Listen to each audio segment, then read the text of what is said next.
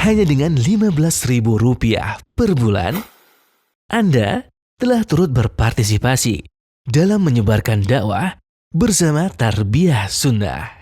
Barakallahu fikum.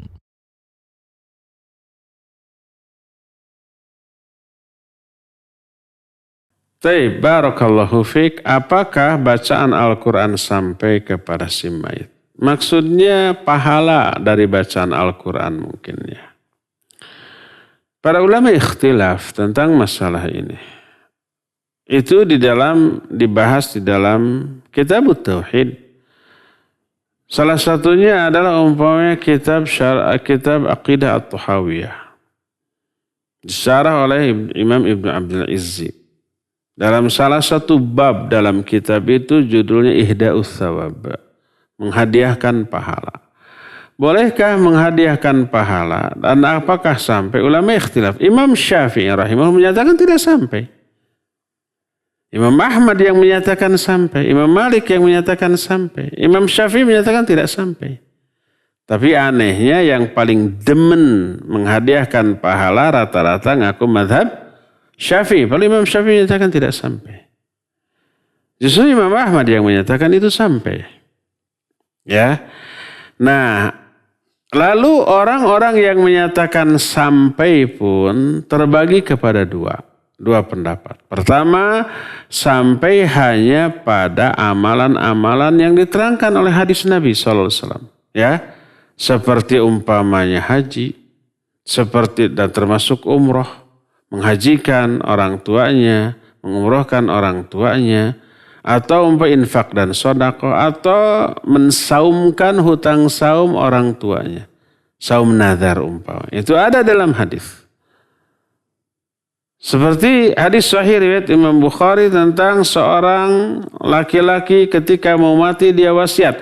Kalau saya mati bebaskan 100 orang budak. Akhirnya mati. Kakaknya membebaskan 50 budak. Dia menyuruh adiknya, kamu bebaskan lagi 50.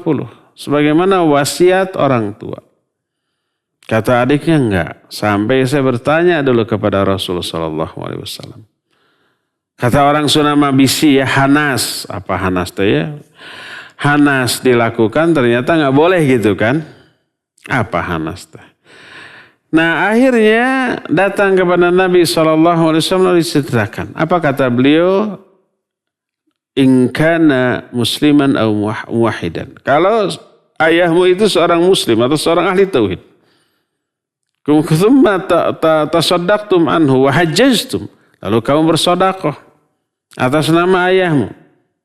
Atau kamu berhaji atas nama ayahmu. Maka pahala yang akan sampai kepada dia dan kepada kamu. Hadis ini sahih riwayat Imam Bukhari. Dan ini hadis dinukil Imam Al-Albani dalam kitab Ahkamul Janaiz bab ma yanfa'u lil mayyit. Jadi hanya terbatas haji, sedekah, termasuk juga umrah, termasuk juga saum dan seterusnya. Dan ini tidak bertolak belakang dengan ayat wa alaysal insan illa masa. Seseorang itu tidak akan memperoleh apa-apa kecuali dari hasil amalnya sendiri. Kenapa? Karena anak adalah termasuk hasil dari setiap ayah, hasil terbaik. Karena punya anak, dididik, dibina dan seterusnya. Kemudian si anak balas budi, balas jasa dengan cara beramal dan amalnya dihadiahkan, pahalanya dihadiahkan kepada orang tuanya. Ya, masuk akal nggak? Masuk akal. Ya, itu usaha anak termasuk hasil terbaik dari usaha kedua orang tua. Berdasarkan hal itulah maka para ulama menyatakan ya termasuk amal yang diterangkan dalam hadis ya sampai. Adapun yang tidak diterangkan dalam hadis. Seperti baca Al-Quran, seperti amal-amal thalabul ilmi, amal jihad. Maka hadiahnya tidak bisa disodakohkan atau dihadiahkan kepada orang yang sudah meninggal. Karena tidak adanya keterangan. Ini kelompok pertama.